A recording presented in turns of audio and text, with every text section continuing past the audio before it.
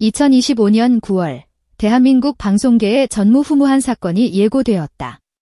단순한 예능 프로그램 한 회차를 넘어 하나의 문화적 현상으로 기록될 그날이 온다. 트로트의 황태자, 모창 불가의 아이콘, 김용빈이 드디어 JTBC 히든싱어의 문을 연다. 이것은 단순한 출연 소식이 아니다. 방송가의 10년 수건이자 가장 위험한 도전이며 이미 성공이 보장된 폭발적 이벤트의 서막이다. 지금부터 시청률이라는 숫자를 무의미하게 만들 그날의 대본을 극비리에 사전 공개한다. JTBC 내부에서 히든싱어 시즌 7 기획회의가 열렸을 때 김용빈이라는 이름은 언제나 마지막 퍼즐이자 판도라의 상자였다. 2012년 첫 방송 이후 대한민국 최고의 가수들을 무대 위에 세웠지만 제작진은 10년 넘게 그의 이름을 조심스럽게 봉인해왔다.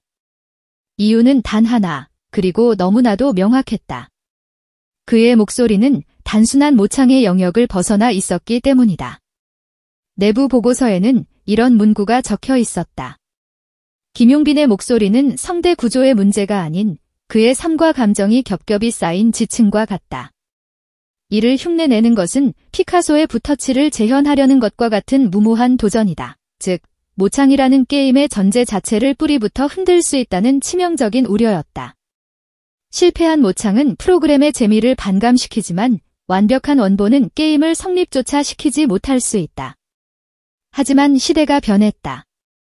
완벽한 복제품에 감탄하던 시청자들은 이제 식별 불가의 혼돈, 그 아찔한 카오스 자체를 즐기기 시작했다. 모창이 불가능할수록 레전드 회차다라는 한 PD의 외침은 굳게 닫혀있던 판도라의 상자를 여는 열쇠가 되었다. 섭외팀은 마침내 10년의 기다림 끝에 그에게 러브콜을 보냈다.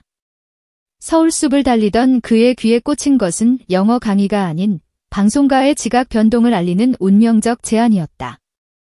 김용빈의 출연이 공론화되자 제작진은 역사상 가장 큰 난관에 부딪혔다. 바로 모창 능력자 선발이었다. 전국에서 내로라 하는 모창 고수들이 도전했지만 그의 독보적인 감정선과 미세한 호흡 조절 앞에서는 모두 좌절했다. 사전 미팅에서 제작진이 싱크로율 70%가 기준치라고 설명하자 김용빈은 옅은 미소와 함께 현장을 얼어붙게 만드는 한마디를 던졌다. 순간 웃음이 터졌지만 이내 길고 무거운 정적이 흘렀다. 정답이었다.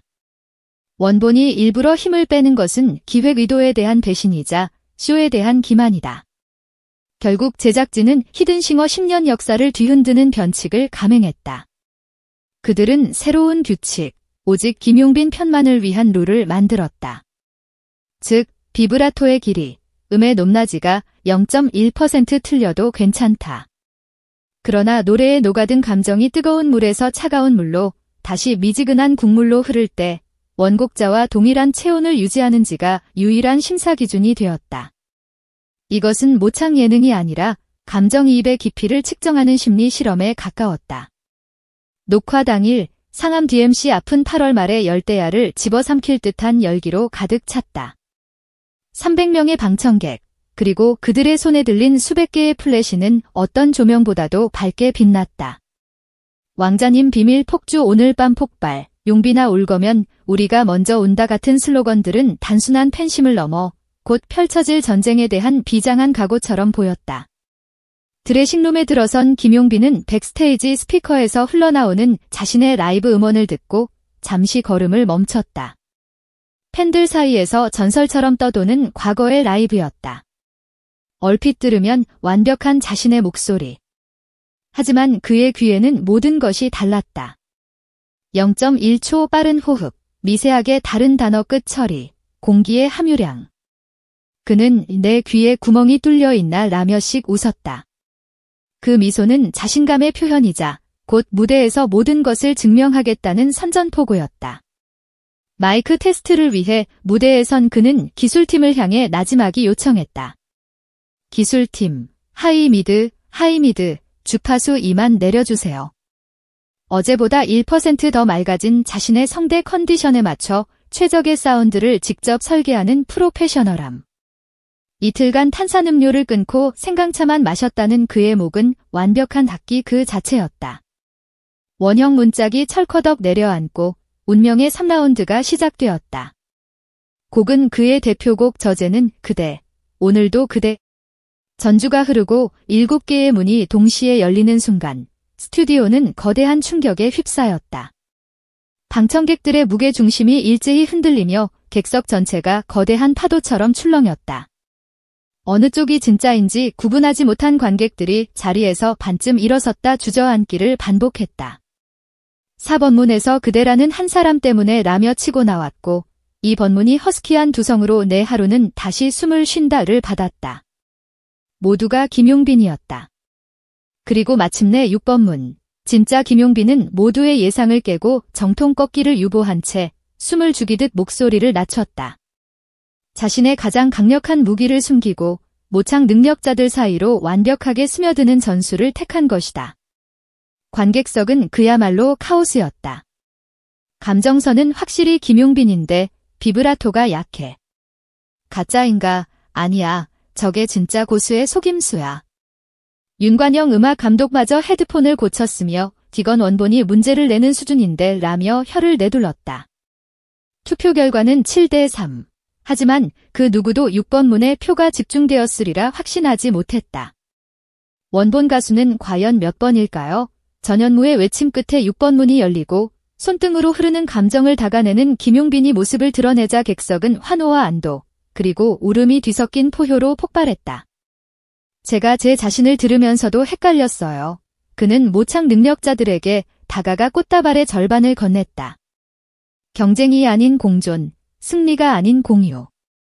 히든싱어의 기획 의도가 완벽하게 구현되는 순간 제작진은 이 장면을 편집 없이 내보내기로 결정했다. 최종 라운드는 오직 그를 위한 무대였다. 모든 에너지를 소진한 관객들마저 숨을 죽였다. 피아노 선율 위로 그가 직접 작사한 신곡 사랑은 기다림이 세상에 처음 공개되었다. 저음은 벨벳처럼 부드럽게 공간을 감쌌고 고음은 가늘지만 강철처럼 단단하게 허공을 갈랐다. 노래가 끝나자 찾아온 몇 초간의 완벽한 정적. 이윽고 터져나온 박수는 단순한 환호가 아니었다. 그것은 하나의 예술작품이 탄생하는 순간을 목격한 경외의 표현이었다. 경쟁이 아니라 공존이 목적이었어요. 제 노래를 누군가 따라 부를 때 저는 그 사람이 제 감정을 대신 체험해주는 느낌을 받거든요.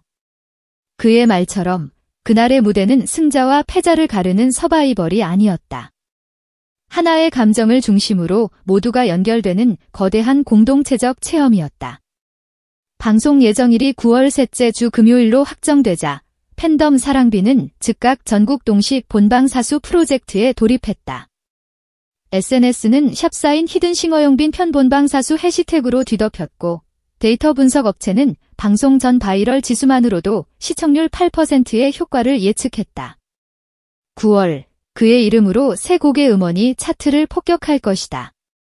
어제는 그대, 오늘도 그대 리마스터 버전, 사랑은 기다림 스튜디오 버전, 그리고 히든싱어 라이브 버전. 이것은 하나의 방송 출연을 넘어 내년까지 이어질 멀티라운드 페스티벌의 시작이다.